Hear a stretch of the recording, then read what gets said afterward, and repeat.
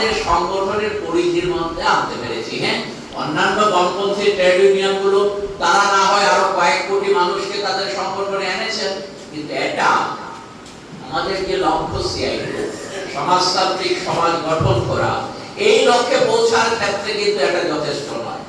তাহলে আমরা যখন আজকে এই ঐক্যের জন্য সাম্রাজ্যবাদের বিরুদ্ধে, যুদ্ধের বিরুদ্ধে, ফেসিজমের বিরুদ্ধে, এবং আমাদের দেশে আজকে নয়া ফেসিবাদী ব্যবস্থা গণতন্ত্রকে কায়দা করে, হিটলারের কায়দায় সবটা নয় কিন্তু সেটাকে কিছুটা পরিমার্জিত করে ওই একই ব্যবস্থা এখানে কায়েম করার জন্য নয়া ফেসিবাদী ব্যবস্থা এখানে কায়েম করছে। হিটলার পার্লামেন্ট পুড়িয়ে দিয়েছিলেন, রাইখস্টাগ পার্লামেন্ট পুড়িয়ে দিয়ে মিথ্যা কথা ছড়িয়ে দিয়েছিলেন, কি লাল কার্ড কিছু ছড়িয়ে দিয়েছিলেন পুরা রাইখস্টাগের পাশে, বলেছিলেন এটা হচ্ছে কমিউনিস্টদের কার্ড, বামপন্থীদের কার্ড। যেহেতু কার্ড এখানে পাওয়া গেছে বেশ কিছু, তাহলে তারাই বোধহয় এসেছিল দৌড়ঝাঁপ করার সময়, আগুন লাগানোর সময় পকেট থেকে হয়তো পড়ে গেছে।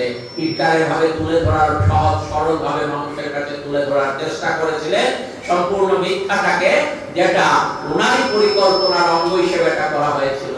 তাতে গিয়ে আর পার্লামেন্টের নির্বাচন হয়নি। জার্মানিতে, আমাদের ভারতবর্ষে পার্লামেন্টের নির্বাচন হচ্ছে। হিটলার ফেসিবাদ নাজিবাদ কায়েম করেছিলেন তার দেশে, আমাদের দেশে সেই রকম হিটলারের জমানার, মুসলিনের জমানার ফেসিবাদ কায়েম হয়নি। তাহলে পর পার্লামেন্টটা বন্ধ হয়ে যেত। আমাদের দেশের পার্লামেন্ট আছে, কিন্তু পার্লামেন্টে কি দেখছি আমরা? যেদিন গুরুত্বপূর্ণ বিলগুলো পেশ করা হবে, বিরোধিতার জন্য বিরোধীরা যাতে পার্লামেন্টে উপস্থিত থাকতে না পারেন, মার্শাল দিয়ে তাদেরকে, বিরোধীদের পার্লামেন্ট থেকে বের করে দিয়ে গুরুত্বপূর্ণ বিলগুলোকে পাস করিয়ে নেওয়া হচ্ছে।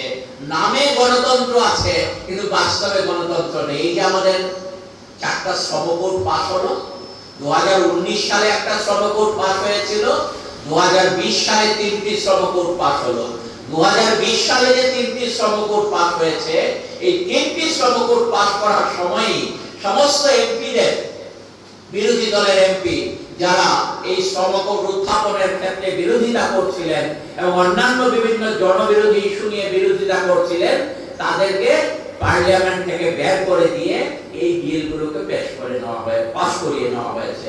তাহলে আজকের দিনে আমরা দেখছি যে একটা নতুন ভাবে আমাদের দেশে ফেসিবাদী ব্যবস্থা কায়েম করার লক্ষ্যে মুখে গণতন্ত্রের কথা বলা হবে, মুখে ভোটের কথা বলা হবে, কিন্তু ওই দেখছেন আপনারা এসআইআর এর নামে, স্পেশাল ইন্টেনসিভ রিভিশনের নামে ভোটার লিস্ট থেকে নাম কেটে দেওয়া হচ্ছে। এসআইআর কায়েম করা, এটাকে চালু করা, কার্যকর করার ক্ষেত্রে বিভিন্ন জায়গায় উদ্যোগ গ্রহণ করা হবে। বলা হয়েছিল অক্টোবর থেকে করা হবে, আমরা দেখলাম সেপ্টেম্বর মাসেই ত্রিপুরা রাজ্যে, এখানে ওই কৈলাসহরে বলা হয়েছে যে আমাদের ওই জায়গাতে 2005 সালের ভোটার লিস্টে যাদের নাম আছে তাদের নামের সাথে 2025